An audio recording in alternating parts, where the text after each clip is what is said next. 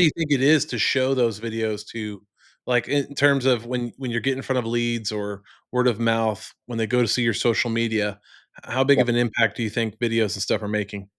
Major, Yeah. major.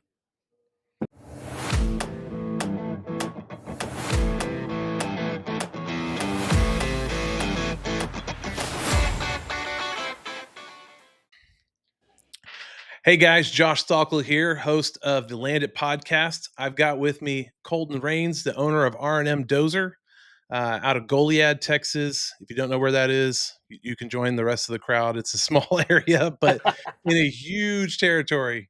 Hey, Colton, thanks so much for being on with me today. I appreciate it. Yes, sir.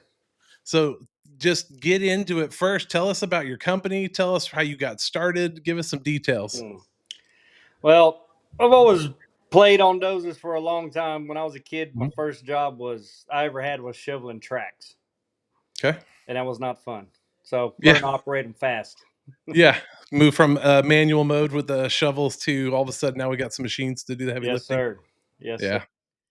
And then we worked on a ranch for a long time, and I started a side hustle. I was like, we'll just get a dozer. It just let it pay for itself. I don't have to worry about uh, living off of it. Mhm. And I had a good operator. Believe it or not, the man was 85 years old, Really?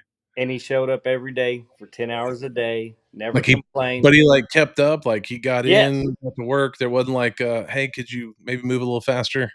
Oh no, no. Wow. He wasn't a ball of fire, but he was steady and he didn't stop. Where Yeah, the balls of fire, they'll stop for a few minutes. yeah, This guy, he just went going and going and going. Now, I yeah, always wanted to set mattresses around the dozer when he got out because I always thought he was going to fall yeah. off. But he luckily never did. I mean, I'm not an operator myself, but I mean, I know those there's a drop off there. Oh yes, yeah. Yeah, I've missed a step before. I've been pulling on a limb and come back, and I just keep going. yeah, yeah, But they started out as a side hustle. Hey, let's have some yeah, big boy toys and let them pay for themselves, and we stayed pretty busy. And then all of a sudden, it got really busy for us. We mm, couldn't keep up. So I bought another dozer and mm, had another guy running it, and still side hustle. yeah, We everything I made, I put back into the company to pay the doze off. Got them some company trucks, all their tools. Never had to, except for the 85-year-old guy, to go fix everything for him. yeah, I didn't expect him yeah, to do it. But I had a younger guy that was really good, and he would fix stuff, yeah. and it When wait, what was the year you started, though? When uh you first got into it? January of 2000. A month 2000, later, okay. yeah, well, a month later, COVID hit. Yep. So it wasn't the greatest year to start, but Wait, that wouldn't be 2000, that'd be 2020. 20. Yeah, yeah. I'm sorry, 2020, not There we 20. go. I would say there was another COVID before the Yeah, last one? That's yeah. Before your whoa, that's crazy. time. Yeah. Okay, so No, yeah, 2020. 2020. So you got in right when things got wild. No, it was horrible. But we just did ranch work, so it Yeah, wasn't like we're on these big jobs they were shutting down. The ranches are still going. We're essential personnel. We're yeah, still tracking. But yeah. as it got busier and busier, I think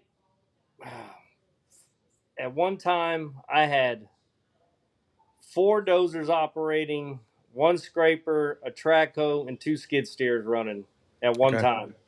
And I thought, life is good.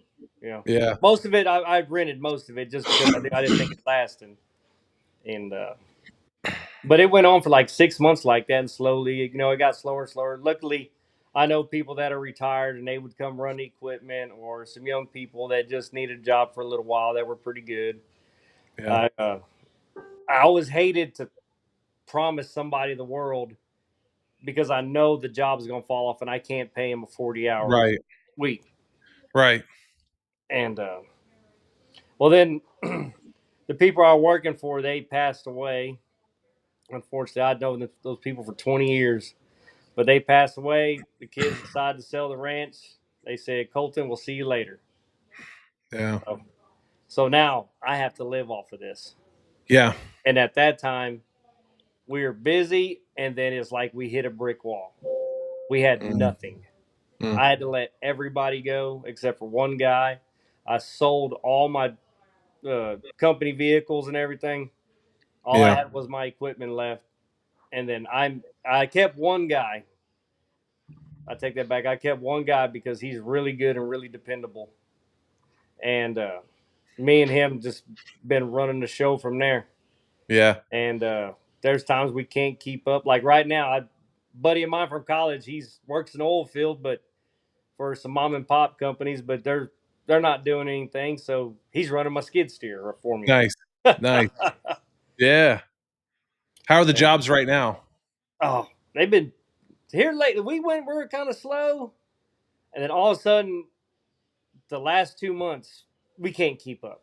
Uh, I wonder I what changed, Colton. What was the well, difference? What'd you do differently in the last 2 months? well, besides hiring y'all, I Oh, don't know. that's It's just right. you know, That's right. I think it's a new, I don't know. Everybody says it revolves around politics too, and they Yeah. don't know what the stock market's doing. Sure. And I don't know. These two projects came about, and I knew they were coming up. One of them was a big. We were cleaning out a big tank for a guy. I had to pump the tank out 3 times. We hadn't had this much rain in years. And the other Mhm. project, the guy had bought some land, and we had to build roads and house pad and pond, and I still Right. have to go dig the electric line and the water well lines. Uh, Nice. but they Nice. all hit at the same time. It quit Yeah. raining, everything Right. just slammed together. And there's projects I should have been overseeing, but luckily I had that other guy that Yeah, was help really out. good, and he could oversee that job. And if he had problems, he would call me while I Yeah. was overseeing another one. And my buddy from college, buddy, he was on the other one. Yeah. Did you notice? I've heard this. I'm curious your thoughts. I've heard this from a number of guys we've talked to that anybody who's been doing this since pre-COVID or right at the front end of COVID remembers there being like, the whatever work looked like. But then all of a sudden COVID hit and there was this huge spike. So like land clearing, excavation, demolition, it was like this big spike because we had this huge influx of Californians come into Texas. And all of a sudden it was like, word of mouth. You didn't even have to really do any marketing. You could just you just pick up work just by telling people that you exist. And then all of a sudden then the flow started to come back the other direction where it was like now things have come back to like a slower amount. And what I've been hearing from guys is the guys who started during that influx think that the sky is falling now, and they're like, man, work's just dried up. And we've been doing this 10 years, working with guys in these fields for 10 years.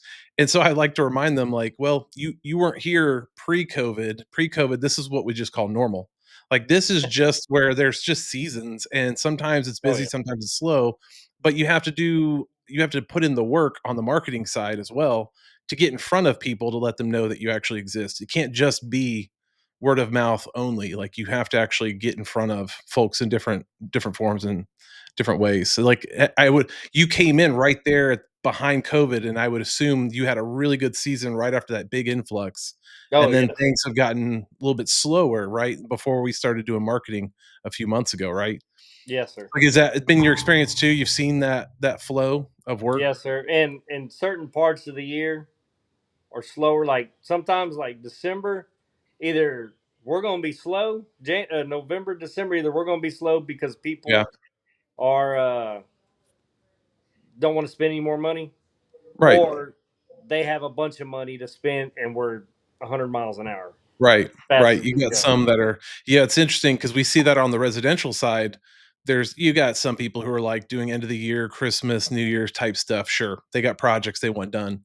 But generally, you see some of the trades slow down because people are going on vacations and it's just the holidays or whatever. They're not thinking about projects. But on the commercial side, sometimes we see an influx because they're trying to spend their dollars to get that tax break or that tax savings. Yeah, And so exactly. I think there's sometimes a strategic element there that could be played out a little better by businesses like you and others. Like, hey, as you know that the year's ending, we're 3 months out from the end of the year.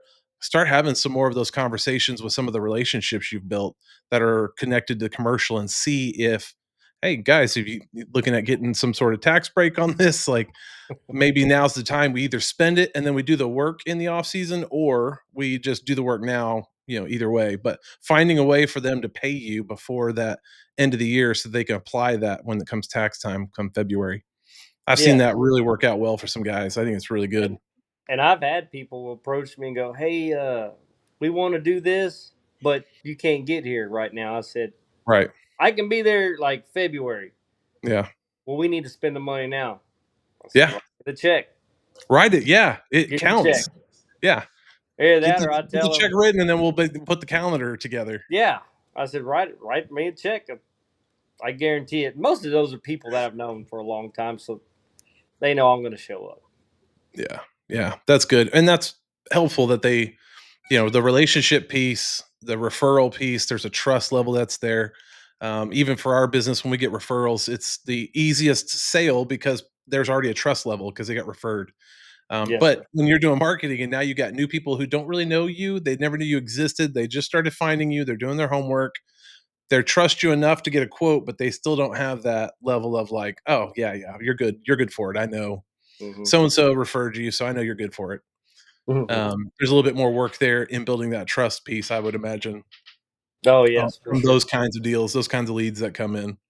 But then I run into people that, I, new people that you meet, and they're like, "Well, do you need any money down? Like, we're working on a $100,000 project. You need any money down?" No, let me get started and just give me some money in a couple weeks on what we've done. Hmm. Are you sure? Hmm. Yeah, because Yeah. I hear so much that people give these contractors money and then they never show up. Yeah. Oh And yeah. and, not that I would ever do that, but I don't want them to worry. Let me show up and get started. Yeah. How do Unless you do it? Do you collect 50% up front, 50 at close? Like how do you do your transactions? I uh I come in and I start and I said, if it takes me longer than 2 weeks, at 2 weeks I'm going to give you a bill, and I Okay. need it. So I just Okay. try to bill every 2 weeks. A lot of times, if it's 2 weeks and we're a few days shy of being done, we'll just wait till we're done. Okay. Now, when I worked on that solar farm, now then I had them give me like 50,000 up front. I had to build, I had to get stuff built Right. and get ramped up for it. I just didn't have it sitting in the account. Right. Right. Yeah, So, that makes sense. Yeah, that would make sense. You pull in some of that cash up front and then more as you go.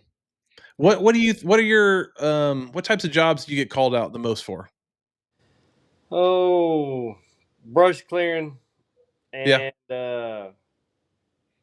and digging ponds, mainly brush, Yeah. Yeah. mainly brush.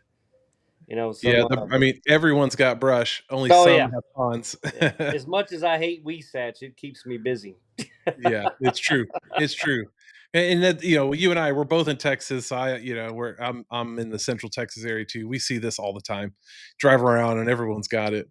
But what I have noticed is a huge uptick. And again, part of that was just from the big influx we had 2021, 2022, of people buying up land. They want the little mini ranch or the big ranch. And then what do they want? They want a pond. They Oh they yes. they want to have their own pond, whether it's the farmer types who need water for their animals. But I've really seen and been watching an influx of people who just want a fishing pond that looks really beautiful. They could sit on Oh their back yes. porch and Yeah. enjoy. So Yes. which one of those do you like the most? What do you enjoy doing the most? I like the ponds. Number Yeah. one, I'm not worried about brush falling down in the dozer and Mm. catching on fire, or Yeah. busting out windows or ripping Right. lines off. Right. I love the dirt work. It's so much cleaner, and Hmm. I don't know. I like the brush work. Don't get me wrong, but I really like the dirt work. Yeah. It Yeah. I hear it's that I think often. it takes more skill for the dirt. I Oh mean, yeah. to run that dirt than it is brush. You can make brush pasture look fine, but Yeah. when you're blading and trying to make it all smooth and look right and everything match and everything's level, Hmm. yes, Oh, that, dropping stuff. That's okay. take care And of. on those ponds, yeah, obviously the clearing and making it look level looks nice too, but I mean, people really enjoy seeing the like before and afters of the clearing jobs as well, going from all Oh that yes, brush sir. to a nice clean look. Yes, sir. When we're running ads and stuff for clients, we find that those videos perform the best. When it comes to the clearing side, is you could do the before and after, showing the machines just grinding up trees or pulling land before and after. But the ponds, like even while they're being built, everyone loves seeing that smooth, clean look of like, look how cool that is, especially if you can get a drone footage up in the air of an aerial shot or on top of the hill looking down into it. Oh, that's a money shot. Everyone loves those. Yeah. Yes, And that's what they paid you for. and I haven't figured out how to fly my drone and operate the dozer at the same time because most of the time I'm by myself or my Yeah. guy's by myself. So we're trying to like, we need some video. Yeah. No, this is cool, but I ain't got nobody shoot the video while I'm running the dozer. So during in the summers or Saturdays, if I have my kids, they'll come out and they shoot all my daughter shoots all my videos. Oh, really? Okay. I just tell her, look, make sure we can see you. Don't Yeah. run out there unless everybody knows you're there. Yeah. And then she'll go take the little short videos and match them all up and Yeah. come out pretty good. What do you guys use them for? I mean, I know the ad I've side, been but been needing to email them to y'all, but mainly I just put it on my Facebook page and send them to the landowner. That's one of the main yeah. things because a lot of people we work for they live in Houston or they live out of town. Mhm. Hey, how's the project going? So you just shoot like beginning video in the middle and a little this and that, and then toward the end give them a good one, and then we just kind of put together that way they can show all their friends, Yeah. and then they Yeah. tell their friends to have land over here. Yeah. How Yeah. important do you think it is to show those videos to like, in terms of when you're getting in front of leads or word of mouth, when they go to see your social media, how big Yeah. of an impact do you think videos and stuff are making? Major, Yeah. major, because not only they're seeing the project from different angles in a video Right. and what it actually takes to do that project. Like sometimes people are like, "It costs how much to dig this pond?" I'm like, "Look, Yeah. you know." Right.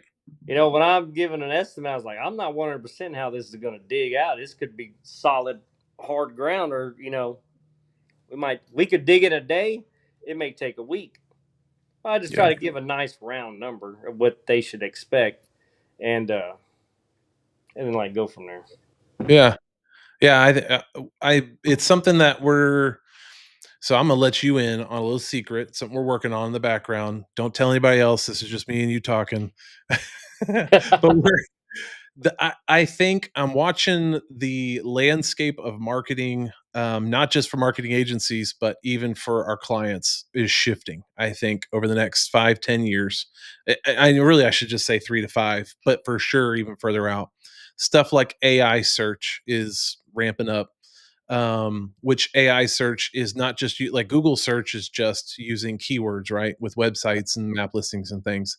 AI search is also pulling information from videos and social media and all that to produce results. And so the where I think we're headed and what we need to help our clients understand. And I think even things like this, just if you're a business owner, we've been preaching this for years, but now it's like no longer a really cool idea or great recommendation. It's almost like you really should be working on adding this, but getting more serious about your social media, doing more, being found in more locations other than just Google and Facebook, but having different social media channels with photos, videos, written content, getting on YouTube and creating a YouTube channel and having some of the even that drone footage, like to actually just upload that into a YouTube video with some text, some written copy with it too. Before it was just a cool idea, like, oh yeah, we got a YouTube channel, like hardly anybody looks at it. But now with AI search going on and things like that, it's pulling from all of those different things. And the more you have out there, the more people are finding our clients. And I'm like, that was a good idea. Now it's a requirement. Like, and again, now that if you're not doing that right now, it's not like you're not going to be able to eat tomorrow. But as the years go on, as AI keeps getting smarter and better and faster, it's I think going to be more important that our clients are doing stuff like that on multiple channels and not just one or two channels. Hmm. Oh, for Have sure. you Yeah, I don't know if you've had any experience yet from people calling saying, "Hey, I used AI to find you." Have you had any of that yet? No, no, not yet. Yeah. I think it's right there on the corner. We've already had, just even with our marketing agency, we've had some land clearing excavation guys say, "I found you because I asked ChatGPT." And we had a guy in Maui, out at the big island of Maui, that I just asked ChatGPT who does really good, lead flow for land clearing companies, and it recommended you. And I'm like, okay, well, let's. We're just barely starting to tap into some of that stuff, so I'm glad that Wow. we got recommended. So I Yeah. think down the road, more and more that's going to happen at all levels for people, and we're already starting to get feedback and hearing that that's starting to take place. That search content is getting, like, I think it's even Google even said, like, it's starting to have an impact with them, where they're seeing some of their search volume be taken. Like, people aren't going to Google, they're going to chat. And the other new one I just saw was, even if you go to Google and you type in like a question, I don't know if you've noticed, but like Google's using a little AI summaries at the top. Yes. And there's like new stats showing like 60% of people will just read that and not even go down to the websites and click on those. They're Oh just going to wow. go with whatever the summary says, and they've seen traffic across the internet just getting impacted by that. So anyway, I know it's kind of a little further ahead, but I do think it's part of what we need to start thinking about right now. Like, for any business owner, what does it look like to get found on all platforms or many platforms, so that when people, even using AI, can start finding you, and you're feeding the machine to say, we are the company to call, Right. because it's grabbing that data and information. So I know Right. I'm on my soapbox with AI, but Oh, I could go on and all my on. friends and stuff are always like, "It's the enemy, don't do it." And I'm like, everyone Yeah. said that when the internet came out. Yeah. I mean, and then Oh now yeah. look, you can't even imagine living your life without the internet. I think Yeah. AI is that new internet. Can't even find the store in town. Yeah. Well, so walk us through like a typical project. Let's talk about the pond build. What does that look like? What's from the first phone call to finishing the project? What does something like that look like? hmm Well, we go meet. Obviously, go meet with the customer. Mhm. Look at what he wants. Kind of get him maybe to draw it out. Oh, okay, yeah. Draw it out what he wants. Some people just want circle, square. Sometimes people want to get creative, which I Yeah. like. I Yeah. get tired of building circles and squares with Yeah. teardrops. Let's build something that looks like the creek or something. With some peninsulas and like something that looks more natural. Or the Chevy truck logo, right? The Yeah, chevron. yeah. I saw that the other day. I I was did like, too. You saw that? yeah, yeah. I was like, I was man, like, "Yes, I want one like that in my backyard. Let's go." yes. So we'll go out there. We'll look at it. We'll try to shoot it all, see how the land falls, dig Mhm. test holes, make sure we got some good clay or some good soil, and then we'll try to come up with a price on what we think Okay. it's going to run, and then we just start pushing dirt. And Okay, well, I'm sorry, go ahead, finish that last thought. no, no, no, I don't think I missed anything. That's pretty much kind of how it goes for the most part. And then Well, sometimes they change direction, and we'll change oh, them. yeah, midway through, "Hey, actually, can you move the pond over there?" Yeah, yeah, right. "No, we're in it. You're done. This is what we're doing." Yeah. Oh no, we'll do whatever. We'll cover this one up, make you another one, and then come back and make this one again. Well, okay, so then here's my big question on ponds, and before I ask you the question, let me tell you a quick little story that is gonna make sense why I'm asking the question.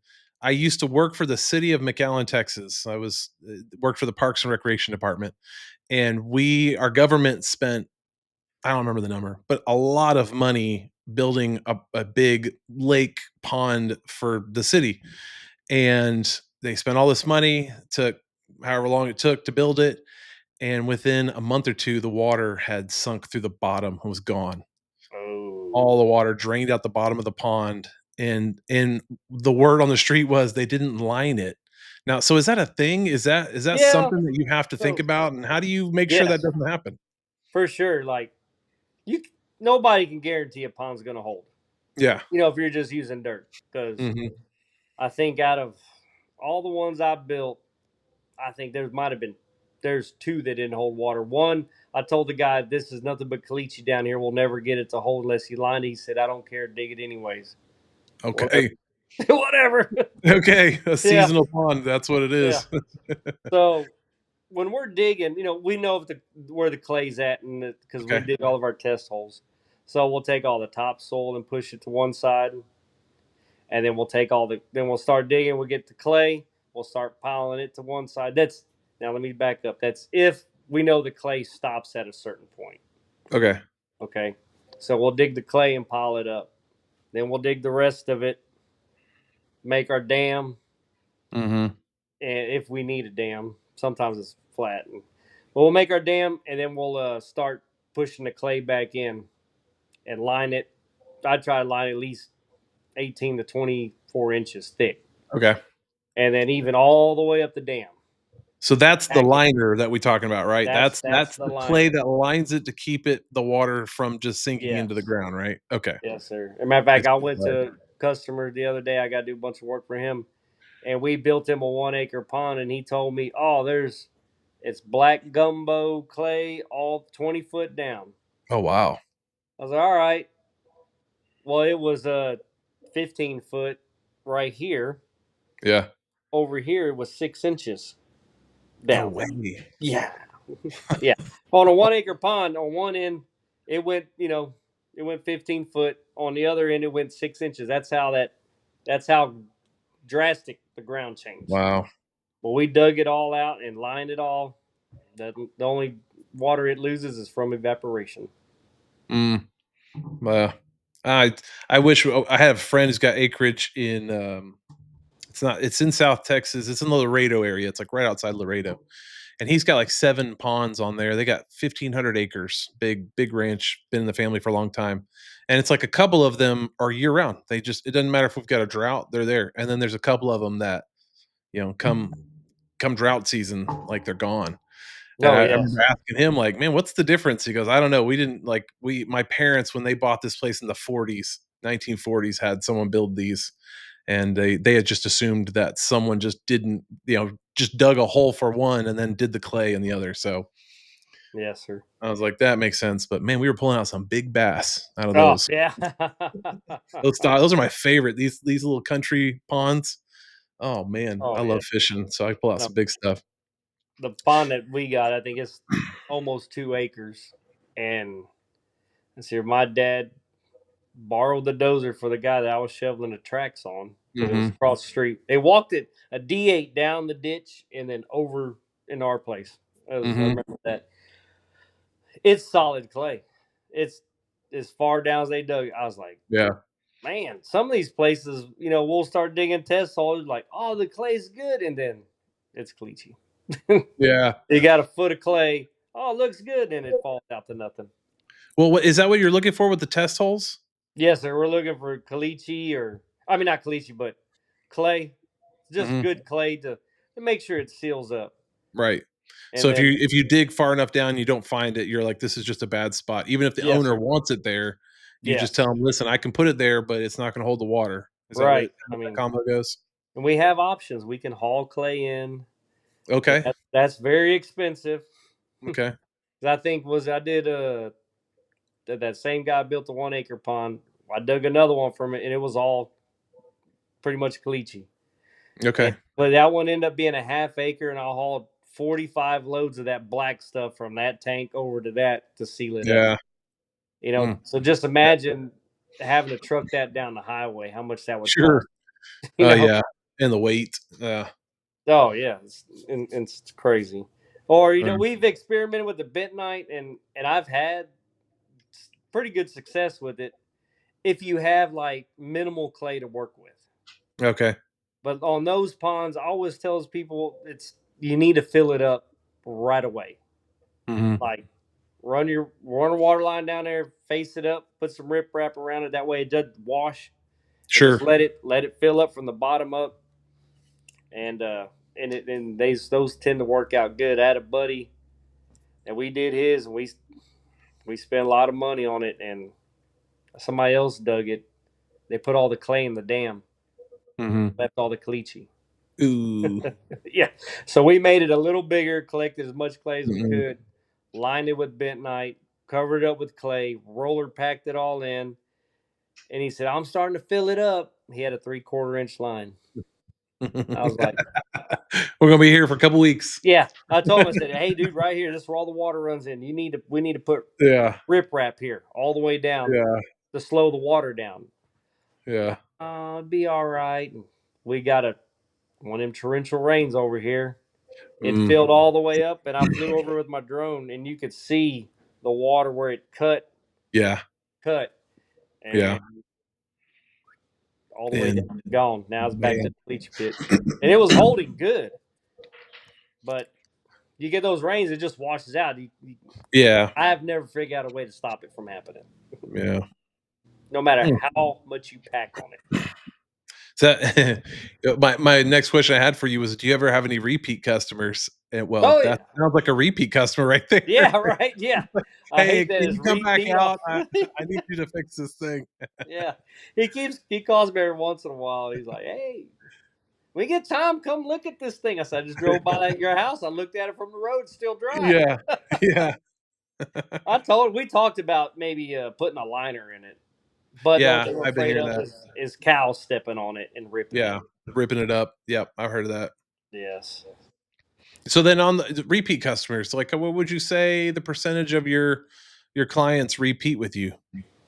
Mm, I'd say 50 to 60%. That's You know? great. Yeah. Because most of them are like, hey, I have this much money to do this. Yeah, And then next year, come back and do a little more and a little more. Because, like, some of these people, they got a couple hundred acres. If we were to go in and clean the whole thing up, I hate to say it, unless they got gobs of money, they're gonna be broke right. because it's just expensive. Yeah. Yeah.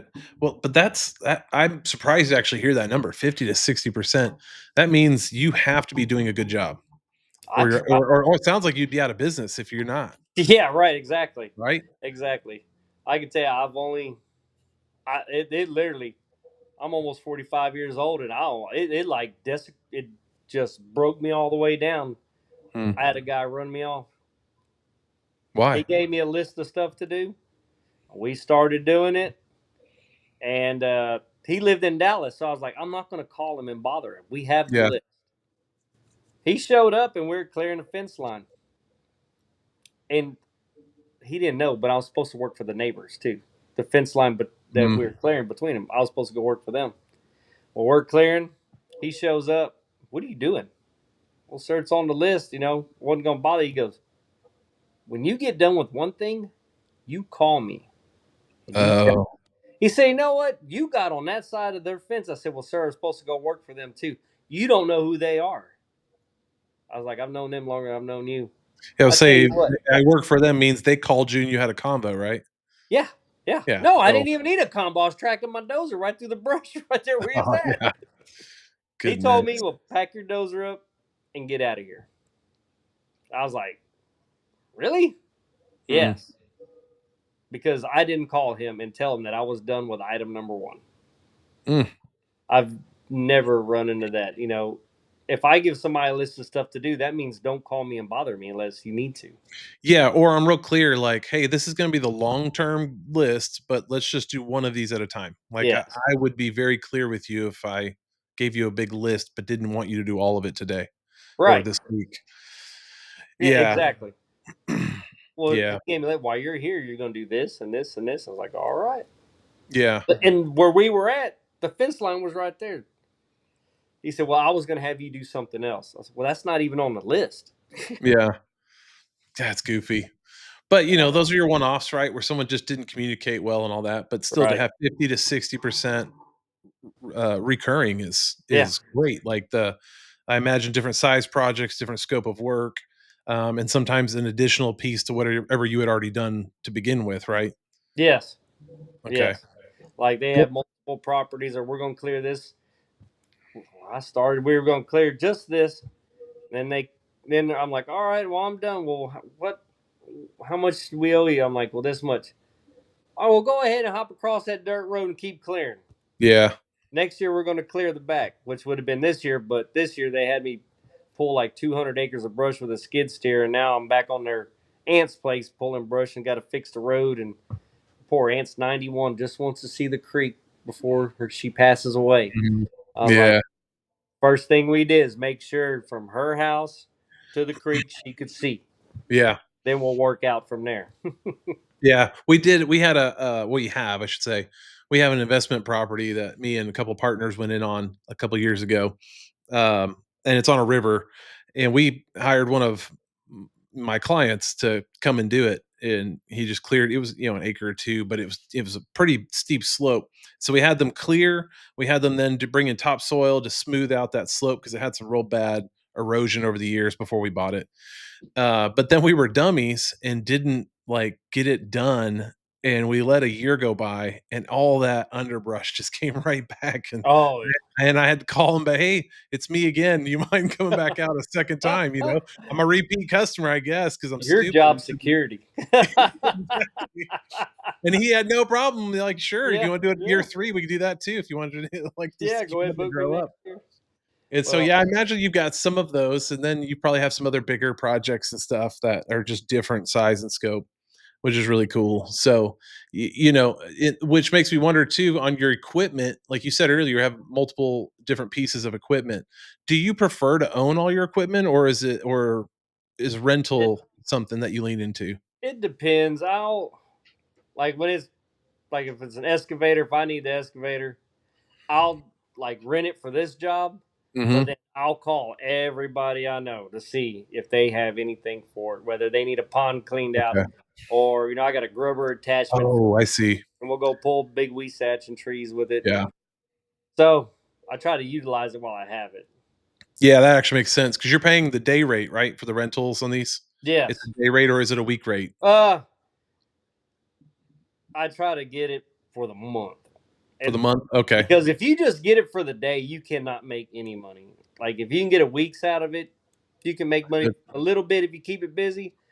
But if you can keep it busy for a month, you can make some money off of it. There It we ain't go. gonna be a That's lot, good. but It's good advice right there. Yeah, if you're gonna rent it, get it for a month. yes, Make money on it. And I like that and now that I have it for the month, I've got the best rate and I've got yes, time with it, and so now let's start calling everybody we know to see if we can't put this thing to work, unless you right. already got hired for a project that's gonna take the whole month anyway, Oh but yeah. Well, I rented that excavator for the month, Mhm, and well, I figured it up in my quote to have it for 2 weeks.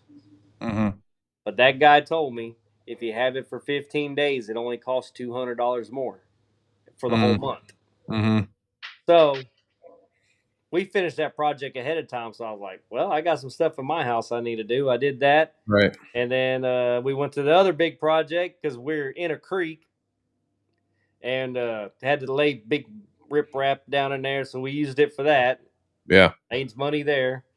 And now I got it on my buddy's place. His dad cleaning out another pond and clearing some brush. And I think he's wanted to clear some big trees along his high fence. Okay. So it panned out pretty good. Yeah, so some of these pieces, you've just because you're using it so frequently, you're gonna own that. But there's Yeah. others that you're more like project based, you're just gonna rent those, but the key Right. is to rent it for, like, a month at a time. Yes. Like if Okay. we get a big pond, big tank, or when I was on that solar farm, we just rent that because Mhm. it's two big 850s. We use 850Ls on those, and those are $500,000 each. Yeah. And I always tell myself I'm going to buy one, but I'm like I'll never use it. Yeah. And then I like use at least. This is probably the first year so far that I have not rented an 850, Mm. and I think I might have a project coming up that I might need one. We had a company call us, and you could tell by the tone in the voice that he was frantic. Like, I can always tell, like, when we get on these calls, you and I had our very first Yes. call, and I get different types of guys who will call in. I can usually tell, been doing this long enough, had thousands of combos with dirt world guys that I can usually tell what's going on. And this tone was a little frantic and a little different. Didn't sound like emergency, but it didn't sound right. And so we started talking, and I was like, so, and I was asking, where have you been getting your leads? I always like to know that just to figure out if there's been marketing or is it word of mouth? Like, what gives me just kind of an idea of where a company is at. And he said, "Oh, we've never gotten any leads." I said, "Oh, okay." So he goes, "We're a brand new company." I was like, "Oh, okay. That's good. Good for you. Congrats." He goes, "And we just dropped 1.2 million on equipment, and Oh, we've not done a single job yet. And so we oh, need leads. We need leads like yesterday." oh, And I was like, "Oh man, like you didn't even think to maybe rent it, like let's invest in the marketing to get the lead flow coming in, yeah, rent as you're landing jobs, and then if you've got enough cash from that, then and you're seeing enough business come in that it makes sense to just have this full time and have a payment on it." Like I don't, I was just kind of like, listen, I'm not a dirt world guy myself. Like I do marketing for the dirt world, but but I was like, I feel like as a business owner, I would have probably done that a different way, right? I mean, yeah. do you feel like that Oh, would make sense? exactly. Be like the other guy who borrowed the bulldozer Yeah. Yeah, yeah, just yeah. to see what we can do.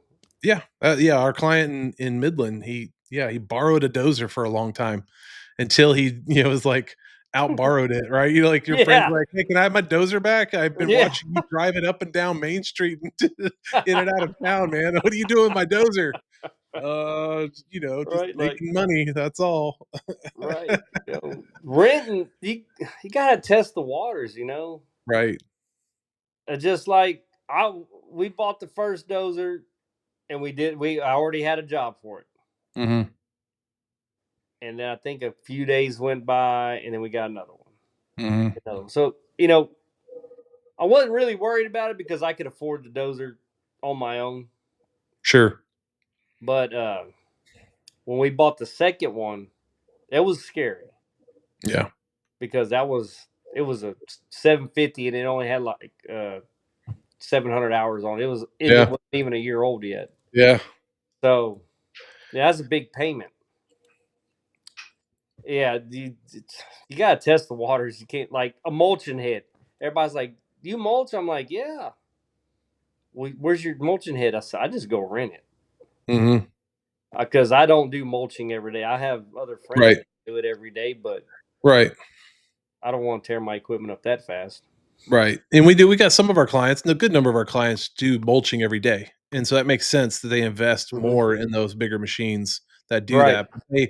But some of our clients who are mulching every single day will on occasion go rent an excavator because they're just not doing excavation very often, or Right. vice versa, right? I got other guys who are just rocking an excavator all day long, and then occasionally will go rent a mulcher because now they have that one-off job. So I always tell people all the time, it's like, your plumber has various types of tools to depending on what kind of job they need done.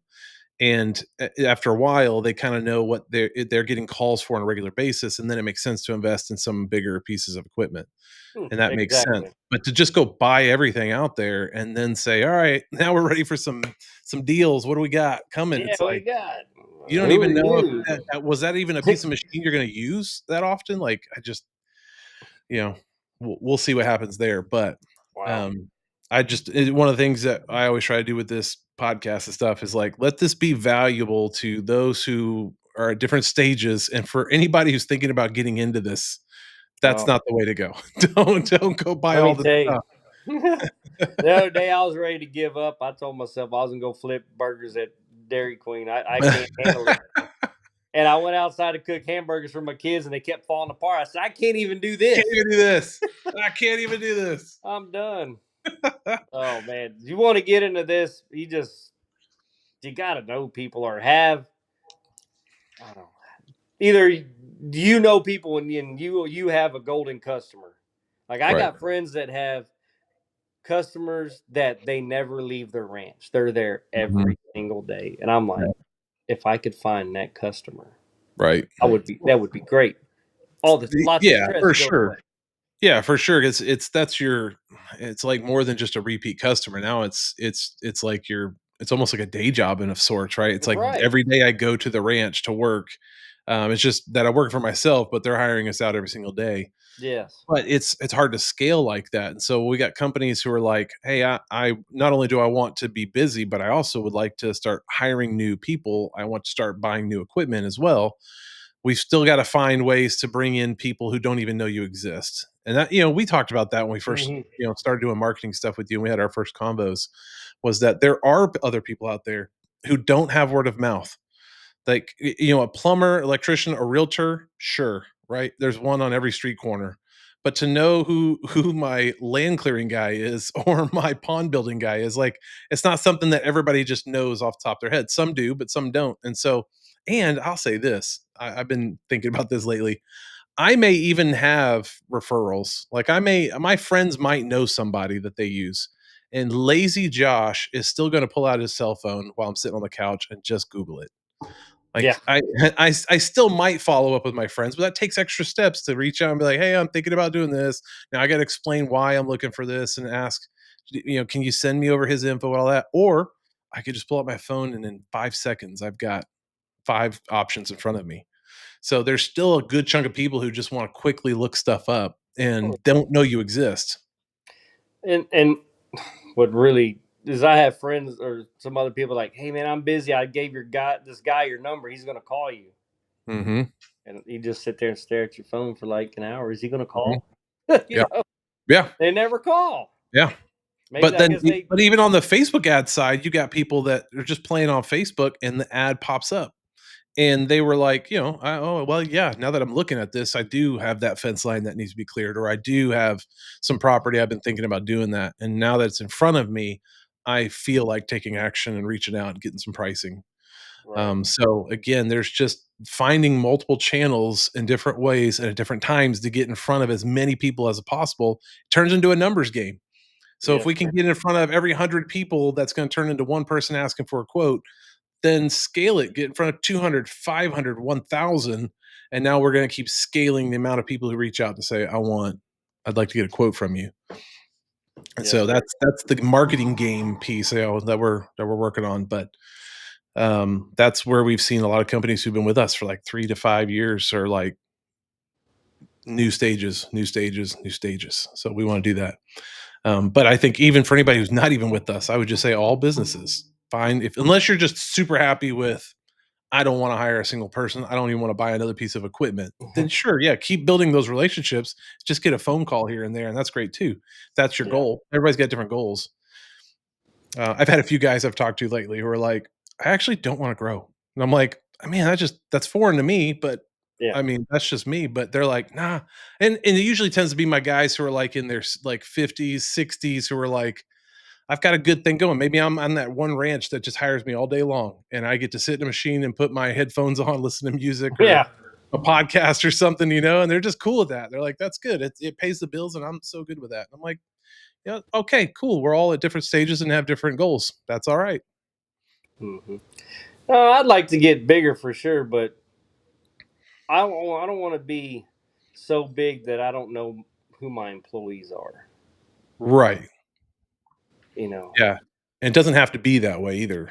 no, no. Well, I work for the man. I work for Texas Energy, and when I went to work for them, I was in sales, and the owner of the company would call me once a month and ask me how my family was doing. wow. And then a few years later, we got so big that he couldn't even keep up with us. Wow. Yeah. Yeah. It happens. It Yeah. doesn't well, but what I hear from guys all the time that are like own a custom home building company or own like a concrete company, and they're like, and I'll ask like, "So why are you reaching out to us to talk about land clearing or excavation demolition work?" And they're like, "Well, because one job of concrete means I have to bring 8 guys, but one job of land clearing is just me and one other, something like that. So there's way less overhead in terms of staff and people you need to oversee. So you can actually scale to a good sized company in this industry without having hundreds of employees, which I think is really Yes. neat that it doesn't require so much overhead in terms of staffing." Yes. Because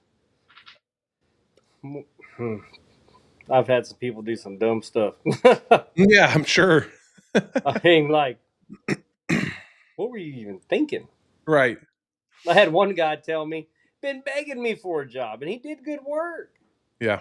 And I was like, went out there, I was like, hey, dude, you grease this dozer? He said, I just operate, I don't grease. I said, well, you just Oh, get out of here. You're yeah. done. Yeah. the maintenance piece. I know we didn't even talk about that. We don't have time to talk about that, but I know Oh, you know better than I know how important that maintenance piece is to I keep this I business going. I keep, like every 500 hours, no matter what we're doing, it's getting fuel and oil. Yeah, 1,000 hours, we're going to change all that plus the yeah, hydraulics, filters, and we bust so many hoses, you really don't have to change the fluid.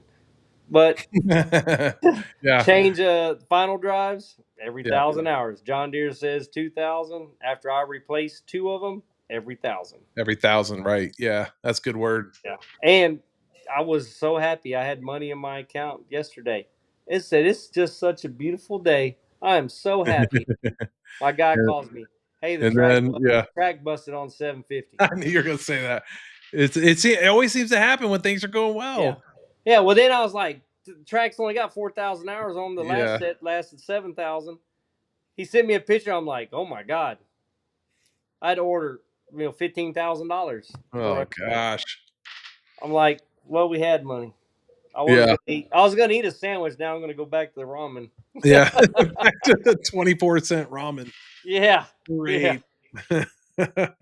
Yeah, Should. we've had clients say that all the time. They'll be like, "It was a rough month," and I'm like, "Man, the leads look great. What do you mean it's a rough month?" Like, "Oh well, the machines are all breaking. We Yeah. spent 15 grand, 20 grand, or whatever to fix Yeah. them." You're like, "Oh, okay, rough month. Well, Got it." but this machine here in March, it caught on fire. So Oh, it was down for 4 months getting oh fixed. man.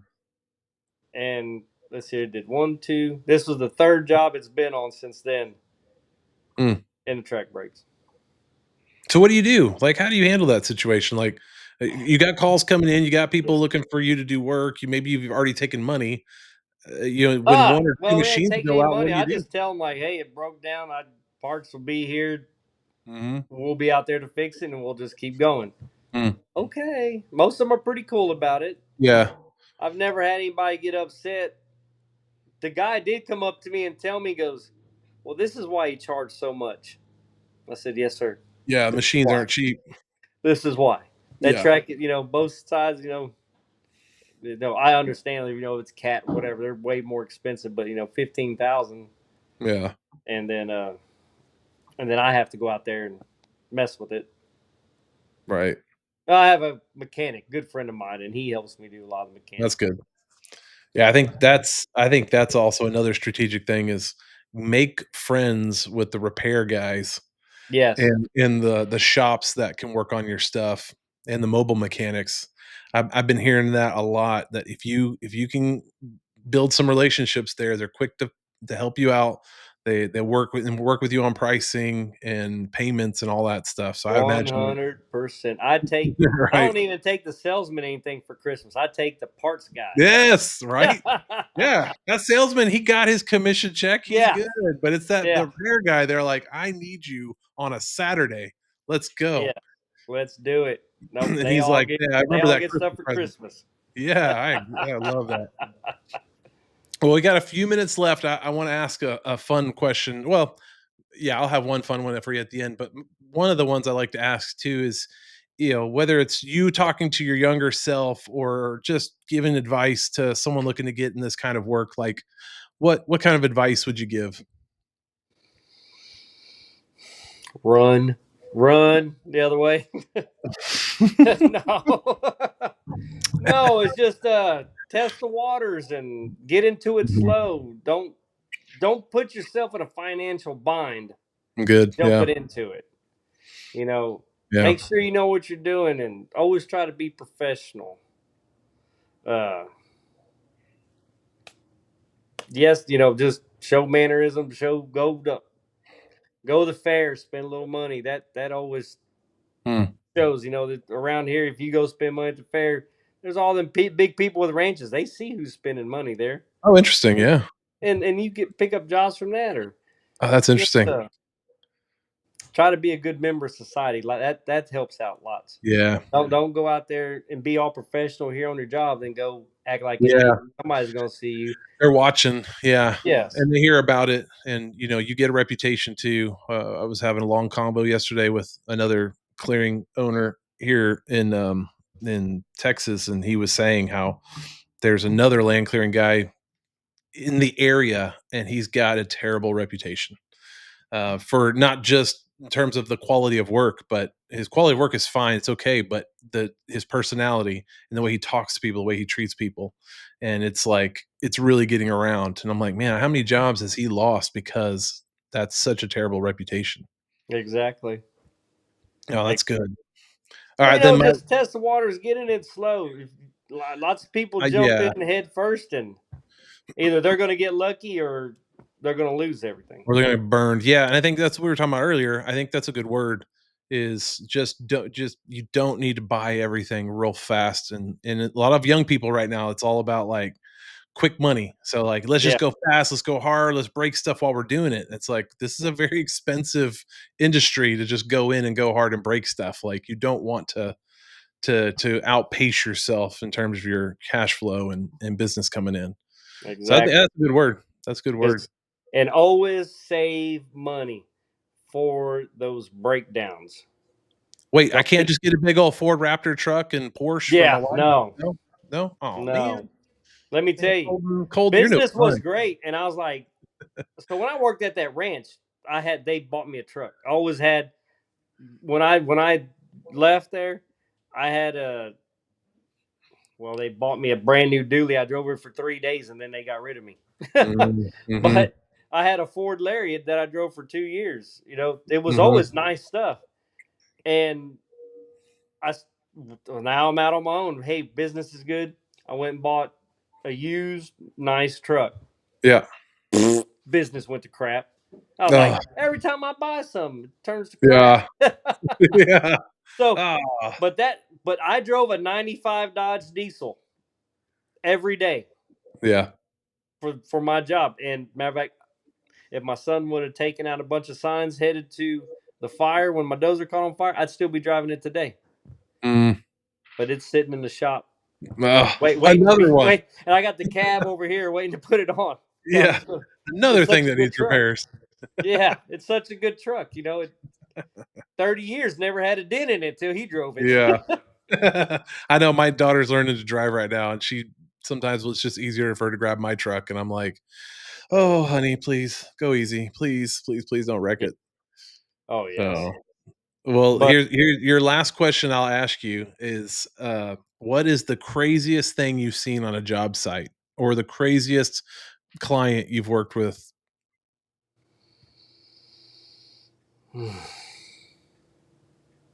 I'll tell you the craziest. Well, man, there's so much crazy stuff that happens. I know that's why I like Like, that. and mainly they're in breakdowns. Like, how did that even happen? Right.